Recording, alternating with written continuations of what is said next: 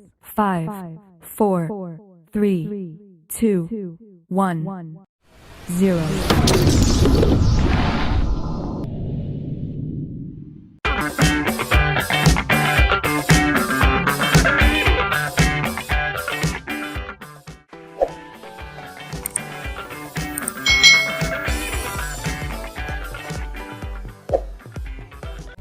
Hai. Selamat datang di channel YouTube Kak Citra. Apa kabar adik-adik semuanya? Kak Citra berharap kalian dalam keadaan yang baik, sehat, dan siap untuk belajar. Hari ini kita akan belajar bersama-sama masih di tema 1, organ gerak hewan dan manusia. Subtema 3, lingkungan dan manfaatnya, pembelajaran yang ketiga. Mari adik-adik yang hebat, kita belajar dengan penuh semangat ya. Adik-adik, perhatikan gambar berikut ini. Lani sangat kagum dengan potensi alam yang ada di wilayah Madura.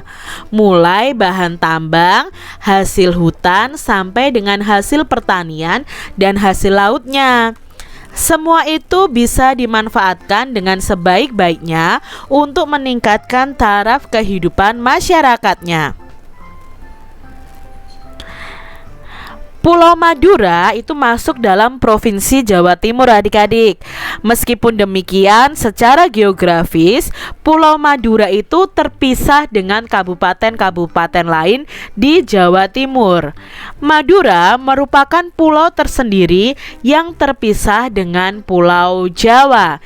Ini adalah Pulau Madura adik-adik ya, yang berada di Jawa Timur. Nah, untuk mencapai Pulau Madura harus melewati namanya Selat Madura. Namun sekarang ini berkat adanya kemajuan nasional telah dibangun jembatan Suramadu yang melintasi Selat Madura dan menghubungkan antara kota Surabaya dengan Madura. Nah, dengan demikian untuk mencapai Pulau Madura itu bisa melalui perjalanan darat, yaitu menyeberangi Selat Madura itu adik-adik. Kondisi Pulau Madura yang terpisah dengan Pulau Jawa tersebut merupakan contoh kecil dari kondisi geografis Indonesia pada umumnya. Indonesia itu merupakan negara maritim dan kepulauan terbesar di dunia. Hampir 2/3 wilayahnya ini merupakan lautan, dan antara pulau satu dengan pulau yang lain itu juga disatukan oleh laut.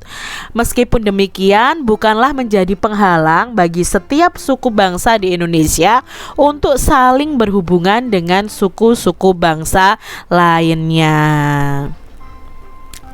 Nah, kondisi geografis Indonesia ini sebagai negara maritim dan kepulauan itu menyimpan potensi yang besar dalam berbagai bidang, seperti di bidang ekonomi, sosial, budaya, dan transportasi.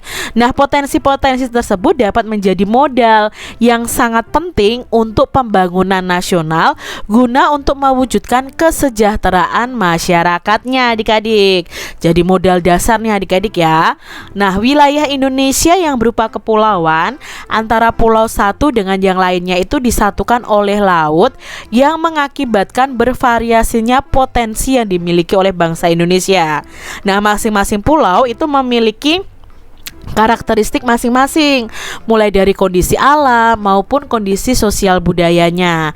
Nah, variasi dan karakteristik potensi tersebut terlihat dari lengkap dan beragamnya bentang alam dan hasil alamnya, beragamnya suku bangsa yang mengakibatkan beragam pula adat istiadatnya, budayanya, serta beragam agamanya, golongannya, dan kelompok masyarakatnya. Nah, keberagaman yang disebabkan adanya perbedaan antara pulau satu dengan yang lainnya ini tidaklah menjadi pemecah atau perenggang adik-adik, namun justru menjadi pemersatu, karena antara yang satu dengan yang lainnya itu bisa saling melengkapi.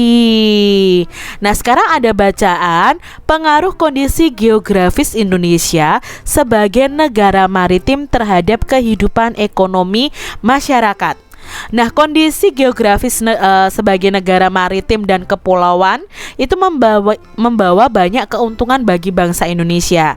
Nah, Wilayah laut Indonesia yang sangat luas itu telah diakui secara internasional sebagai negara maritim yang ditetapkan oleh UNCLOS ya, atau UNCLOS pada tahun 1982.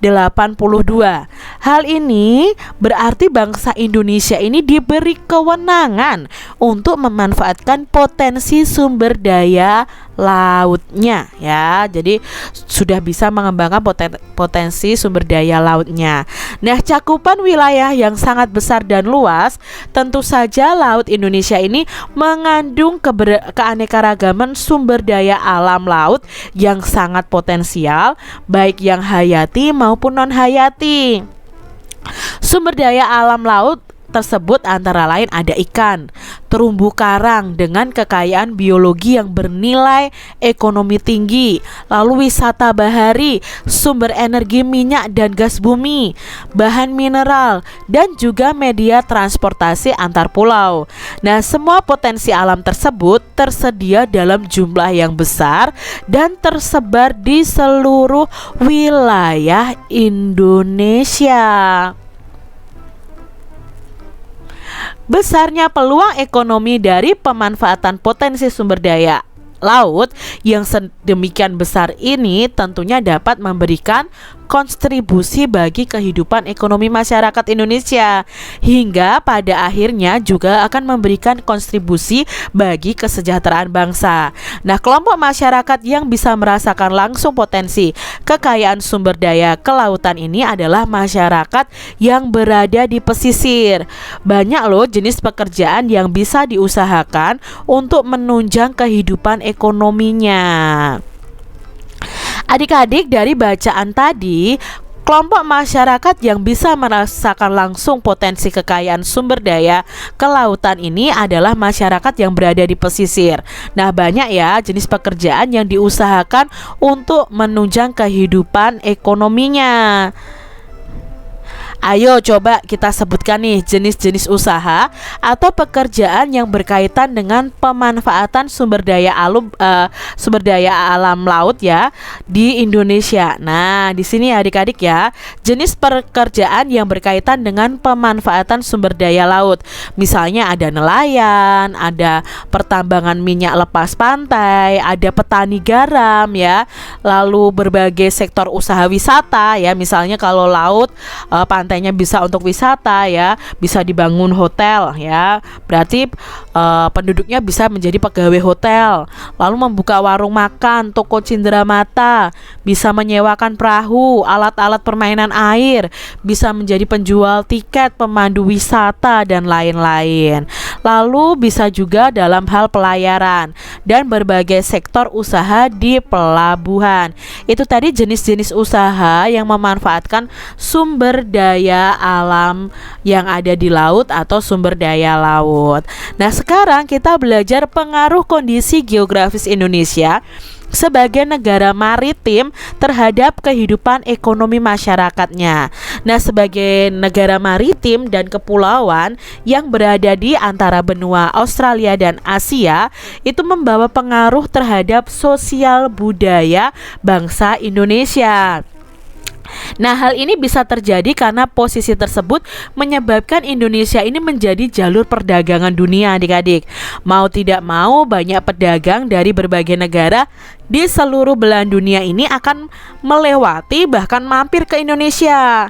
Nah, pedagang-pedagang dari berbagai negara tersebut tentunya memiliki latar belakang yang berbeda antara satu dengan yang lainnya. Nah, para pedagang yang mampir, ada yang sebagian itu menetap di Indonesia, lalu turut membawa adat budaya dari negeri asalnya. Lambat laun, adat budaya yang dibawa tersebut akan berbaur, bercampur, bahkan melebur dengan adat budaya asli Indonesia. Berikut ini adalah beberapa dampak yang diakibatkan oleh letak dan kondisi geografis bangsa Indonesia sebagai negara maritim atau kepulauan.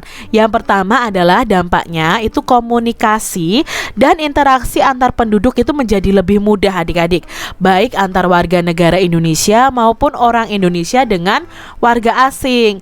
Nah, hal ini didukung dengan adanya kemajuan teknologi di bidang pelayaran antar pulau dan antar negara. Lalu dampak yang kedua adalah terjadinya pembauran, pencampuran dan peleburan nilai-nilai antar pulau dan antar negara. Lalu munculnya perkampungan etnis tertentu seperti pecinan, berarti di situ kebanyakan orang yang tinggal adalah orang Cina, dan kampung Arab, berarti kebanyakan di situ adalah orang-orang dari Arab adik-adik ya, itu perkampungan etnis. Lalu dampak berikutnya adalah terjadinya perubahan perilaku masyarakat karena pengaruh masuknya pola dan nilai perilaku dari pulau, daerah maupun negara lain. Yang kelima itu terjadinya perpindahan ilmu pengetahuan dan teknologi. Adik-adik yang hebat, ada dampak positif, tentunya juga ada dampak negatifnya. Nah, kita akan menceritakan berbagai dampak yang timbul akibat dari letak dan kondisi geografis Indonesia sebagai negara maritim dan negara kepulauan. Nah, dampak positifnya itu yang pertama, memiliki keberagaman potensi alam dan hasilnya, memiliki keragaman dan kekayaan budaya, dan memiliki keberagaman sumber daya manusia. Sedangkan dampak negatifnya apa? Tidak meratanya potensi alam dan sumber daya manusia, tidak meratanya pembangunan dan pemerataan hasil-hasilnya, dan rentan terhadap terjadinya konflik kedaerahan. Nah, ini adalah dampak positif dan dampak negatif dari letak geografis Indonesia sebagai negara maritim dan negara kepulauan. Adik-adik yang hebat, bersama kelompok kalian nih, coba buatlah clipping gambar tentang kondisi ekonomi dan sosial masyarakat sebagai akibat dari kondisi geografis Indonesia sebagai negara maritim. Jadi kalian cari nih gambar-gambar, lalu kalian tempelkan di buku-buku kalian. Nah, kumpulkan gambar-gambar yang sesuai dengan temanya tadi. Bisa kamu dapatkan dari surat kabar, majalah, buku, atau internet. Lalu kalian beri penjelasan nih, penjelasan singkat dari setiap gambar yang kamu kumpulkan, dan susunlah gambar-gambar yang telah kamu kumpulkan menjadi sebuah buku. Itu yang namanya clipping adik-adik ya. Nah, setelah itu susunlah nih laporan singkat mengenai clipping yang telah kamu buat. Kemudian presentasikan di hadapan guru dan teman-teman kalian. Misalnya nih adik-adik ya, kalian sudah buat clipping lalu kalian laporkan. Contohnya ini laporan pengaruh kondisi geografis bangsa Indonesia sebagai negara maritim terhadap kehidupan ekonomi dan sosial masyarakatnya. Nah, dalam kehidupan ekonomi, kondisi geografis Indonesia sebagai negara maritim itu berpengaruh terhadap kehidupan sosial dan ekonomi masyarakatnya. Nah, dalam kehidupan ekonomi, masyarakatnya itu bisa mengandalkan perikanan dan pariwisata ke lautan sebagai pendapatan masyarakat. Jenis pekerjaan yang berkaitan dengan pemanfaatan sumber daya laut antara lain sebagai berikut ini. Nah, kalian bisa jelaskan lalu diberi gambarnya. Nelayan, pertambangan minyak lepas ya, minyak lepas pantai, lalu berbagai sektor usaha wisata, pelayaran, para petambak ikan dan udang, lalu berbagai sektor usaha di pelabuhan, petani garam dan petani rumput laut. Jadi kalian bisa tambahkan gambar dalam clipping kalian. Setelah itu ada penyelam ya, penyelam tradisional yang mencari teripang, lalu ada pengrajin kayu yang memanfaatkan pohon di hutan bakau, petani budidaya kerang mutiara laut ya, ada pemandu wisata alam bawah laut, pekerjaan di perusahaan yang mengolah air laut menggunakan sistem osmosis balik agar air itu bisa layak dikonsumsi. Jadi air laut itu kan asin adik-adik. Nah, kan tidak bisa dikonsumsi air laut karena asin. Nah, itu ada perusahaan yang membuat air laut itu menjadi air tawar biasa yang bisa layak dikonsumsi. Lalu ada juga pekerjaan para pengusaha pembuat kapal dan jaring, para pengrajin kerang, dan jasa penyeberangan laut. Itu tadi pekerjaan-pekerjaan di daerah laut ya adik-adik ya. Lalu kehidupan sosialnya bagaimana? Nah, dalam kehidupan sosialnya, masyarakat itu lebih terbuka dan ramah terhadap masyarakat pendatang karena banyak dari mereka yang datang dan singgah di pelabuhan atau bahkan migrasi dan menetap setelah tiba. Nah, berikut adalah beberapa dampak yang diakibatkan oleh letak dan kondisi geografis bangsa Indonesia sebagai negara maritim dan kepulauan. Nah, di sini dijelaskan yang pertama adanya komunikasi ya, dan interaksi antar penduduk menjadi lebih mudah. Lalu terjadinya pembauran, pencampuran atau peleburan nilai-nilai antar pulau dan antar negara. Lalu munculnya perkampungan etnis tadi, terjadinya perubahan perilaku ya. Lalu ada terjadinya perpindahan ilmu, pengetahuan dan teknologi. Nah, itu contoh laporan clippingnya seperti itu. Kalian lengkapi dengan gambar-gambar adik-adik ya. Nah, bangsa Indonesia itu dikenal sebagai bangsa maritim sejak zaman dahulu. Bahkan sempat mencapai kejayaan pada masa Kerajaan Sriwijaya dan Majapahit adik-adik. Yuk kita cari tahu bersama-sama ya tentang sejarah Indonesia. Nah, kejayaan bahari masa lalu Indonesia. Di sini adik-adik bacaan ini, sejarah telah mencatat bahwa kejayaan bahari bangsa Indonesia itu sudah lahir sebelum kemerdekaan. Hal ini dibuktikan dengan adanya temuan-temuan situs prasejarah maupun sejarah. Nah, penemuan situs prasejarah di gua-gua Pulau Muna, Seram, dan Arguniang dipenuhi oleh lukisan-lukisan perahu layar yang menggambarkan bahwa nenek moyang bangsa Indonesia itu merupakan bangsa pelaut. Selain itu, ditemukan kesamaan benda-benda sejarah suku aborigin di Australia dengan benda-benda sejarah yang ditemukan di Pulau Jawa.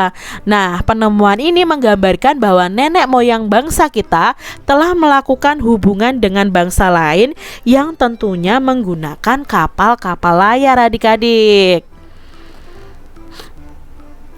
Kerajaan Sriwijaya bahkan memiliki armada laut yang besar dan kuat. Nah, armada laut Sriwijaya ini mampu menguasai jalur perdagangan dan memungut cukai atas penggunaan laut. Pengaruh Sriwijaya ini meliputi Asia Tenggara. Ya, Kerajaan Sriwijaya ini ada di Indonesia. Hal ini dibuktikan dengan catatan sejarah bahwa terdapat hubungan erat dengan Kerajaan Champa yang terletak di antara Kamboja dan Laos. Nah, Kerajaan Mataram kuno di Jawa Tengah itu mampu membangun Candi Borobudur. Adik-adik tahu ya Candi Borobudur. Nah, pada candi tersebut terdapat relief berupa gambar perahu layar dengan tiang-tiang layar yang kukuh dan menggunakan layar segi empat yang lebar adik-adik. Kerajaan Singosari. Nah, di bawah kepemimpinan Raja Kartanegara memiliki armada kapal dagang yang mampu mengadakan hubungan-hubungan dagang lintas laut. Bahkan perkembangan kerajaan Singosari ini dianggap sebagai ancaman bagi kerajaan Tiongkok dengan rajanya Kubilai Khan. Nah, Raja Kubilai Khan ini mengirimkan armada perangnya dan mendarat di Pulau Jawa. Nah, pada masa itulah Raden Wijaya mendirikan Kerajaan Majapahit. Nah, Kerajaan Majapahit ini kemudian berkembang menjadi kerajaan maritim yang besar. Kerajaan Majapahit memiliki pengaruh dan kekuasaan yang luas meliputi wilayah Nusantara. Dulu namanya belum Indonesia adik-adik ya. Dengan kekuatan armada lautnya dan didukung oleh kemampuan perang patihnya namanya Gajah Mada, maka wilayah Kerajaan Majapahit itu kian luas adik-adik. Dengan bukti-bukti sejarah inilah tidak bisa dielakkan lagi bahwa kejayaan bahari bangsa Indonesia telah ada sejak zaman dahulu. Namun dalam perjalanannya, kejayaan bahari ini mengalami keredupan seiring terjadinya penjajahan Belanda dengan praktik kebaharian kolonialnya. Nah, pada masa kolonial Belanda, masyarakat Indonesia itu dibatasi berhubungan dengan laut. Misalnya larangan berdagang selain dengan pihak Belanda. Padahal sebelumnya telah muncul beberapa kerajaan bahari Nusantara. Nah, hal ini mengakibatkan budaya bahari Indonesia itu mengalami masa suramnya setelah datangnya penjajahan Belanda. Nah, pada masa kolonial Belanda itu juga terjadi pengikisan semangat bahari bangsa Indonesia dikarenakan pemerintahan kolonial ini lebih mementingkan bidang agraris ya, bidang pertanian untuk kepentingan mereka dibandingkan dengan bidang kemaritiman atau kelautan. Nah, pemerintahan kolonial ini menggenjot bidang agraris dengan tujuan untuk memenuhi kepentingan dagang rempah-rempah mereka dengan negara-negara di Eropa. Nah, itu tadi ya adik-adik ya, kejayaan bahari di Indonesia. Nah, adik-adik, dari bacaan tadi mari kita temukan ide pokok dari masing-masing paragraf. Yuk kita temukan bersama. Misalnya di paragraf 1 itu adalah ide pokoknya kejayaan bahari bangsa Indonesia telah ada sejak sebelum kemerdekaan.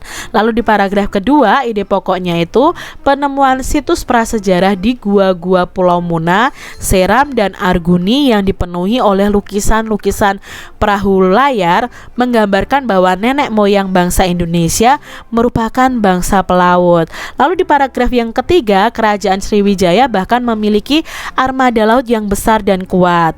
Lalu di paragraf keempat, ide pokoknya kerajaan Mataram kuno di Jawa Tengah itu mampu membangun Candi Borobudur.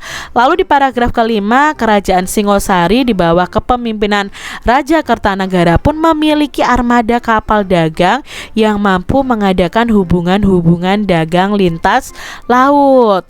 Lalu di paragraf keenam, Raden Wijaya mendirikan kerajaan Majapahit yang berkembang menjadi kerajaan maritim yang besar.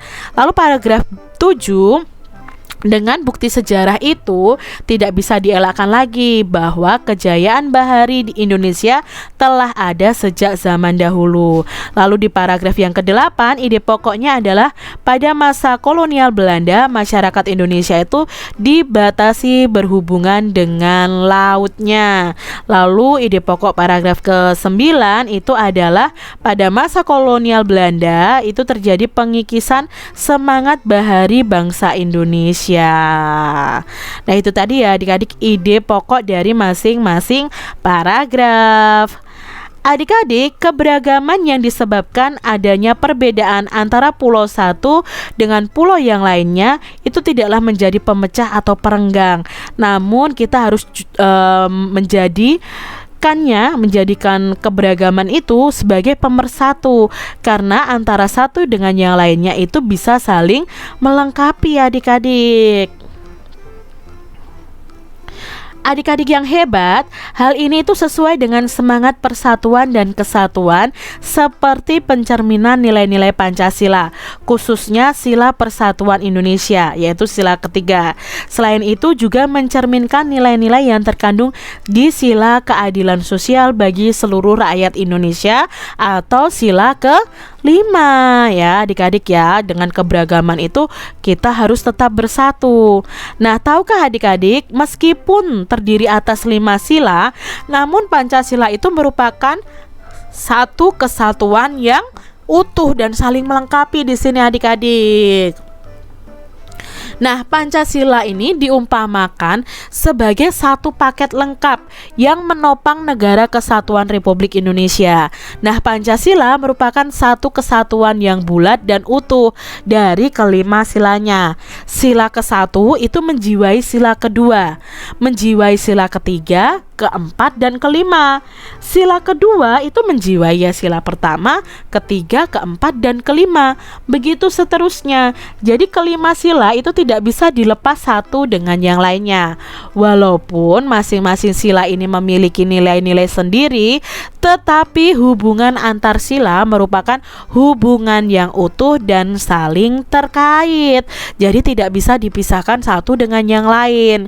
Nah, setiap sila itu membentuk Pancasila yang merupakan unsur yang mutlak yang membentuk kesatuan, bukan unsur pelengkap. Artinya satu sila itu menjiwai dan dijiwai oleh sila-sila yang lain. Misalnya sila pertama itu menjiwai sila kedua, ketiga, keempat, dan kelima.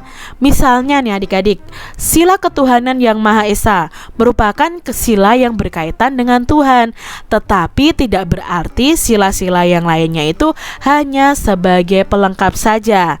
Setiap sila yang membentuk Pancasila juga sebagai satu kesatuan yang mutlak, tidak dapat ditambahi dan tidak bisa dikurangi. Oleh karena itu, Pancasila itu tidak dapat diubah menjadi trisila atau ekasila. Jadi tetap Panca itu kan 5. Jadi ya tetap harus 5, tidak bisa ditambah, tidak bisa dikurangi adik-adik ya. Itulah dasar negara kita, yaitu Pancasila.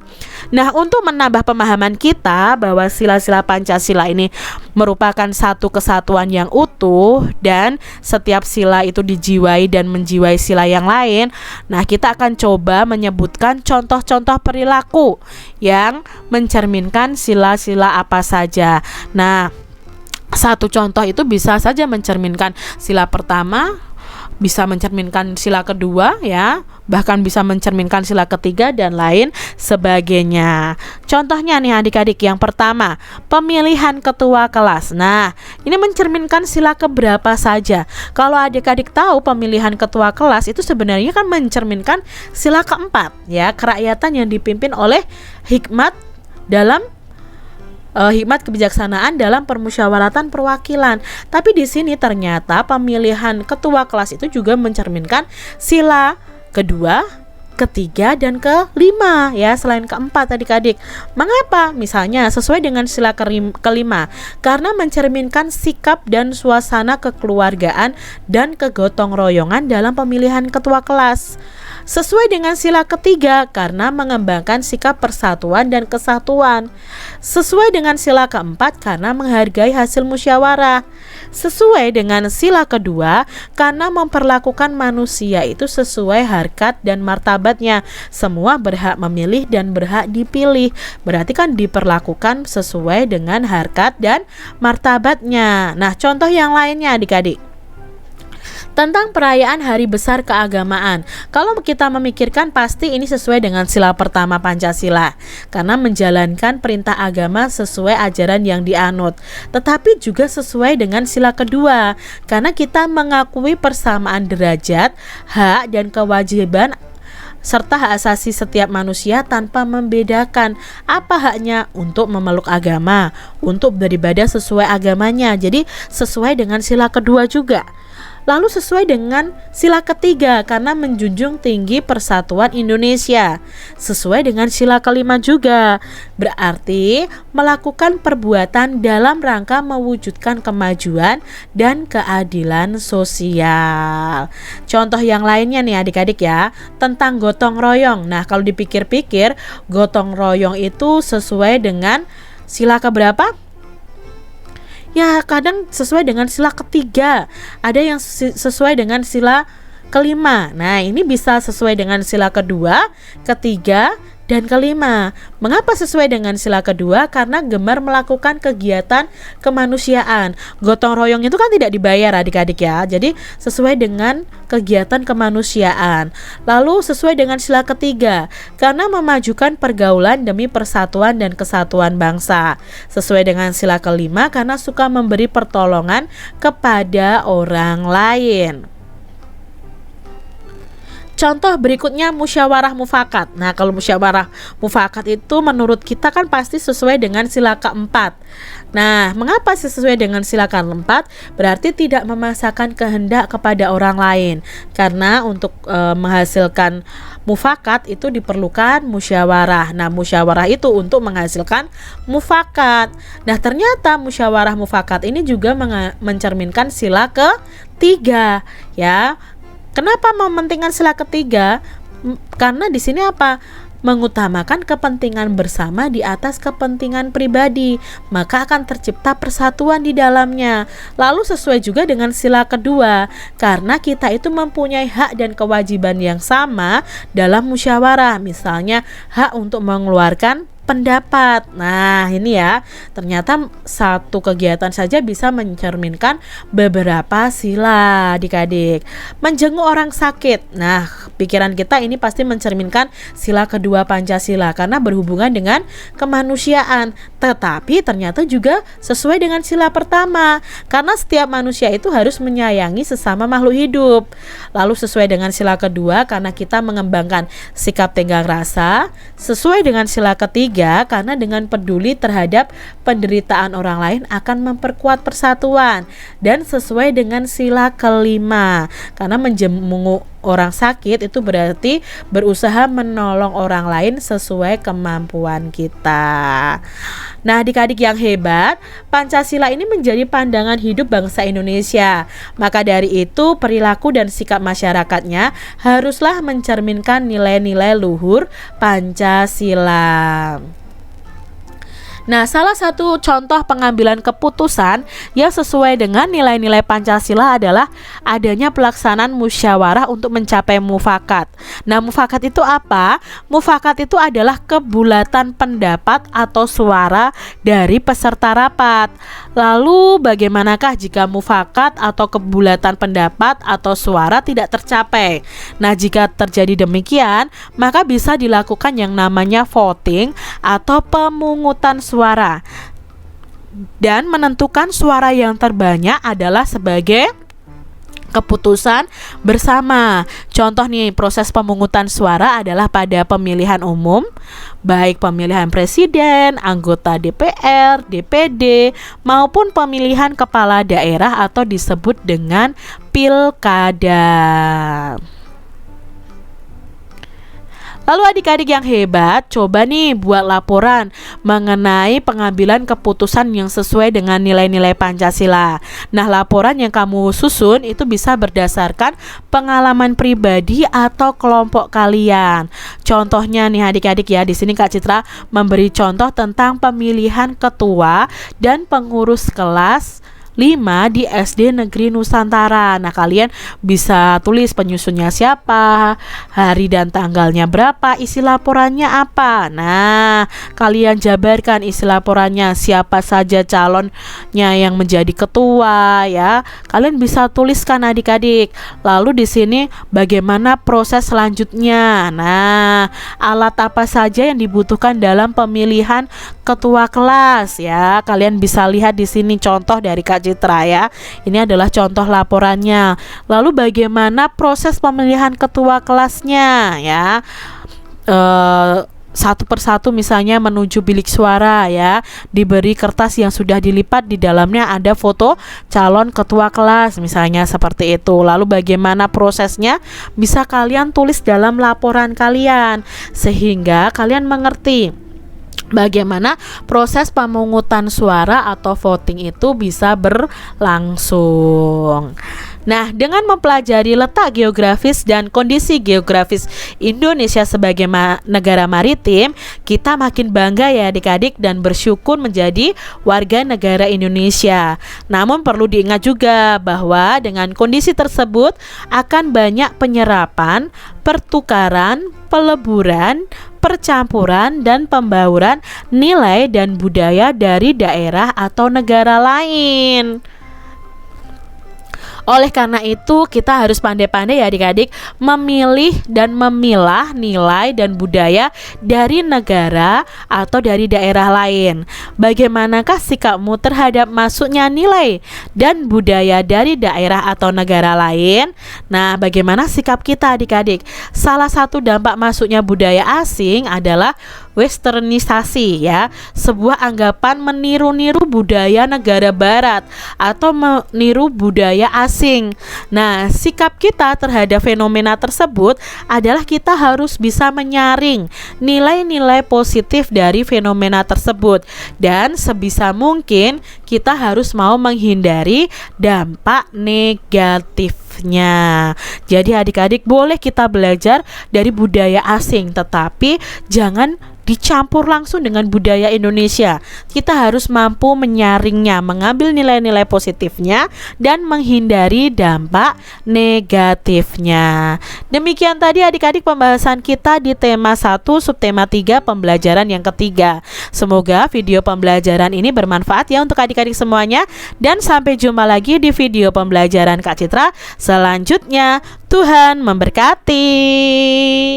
Jangan lupa tekan tombol subscribe, lalu tekan loncengnya, tekan juga tombol like, lalu share ke media sosial kalian.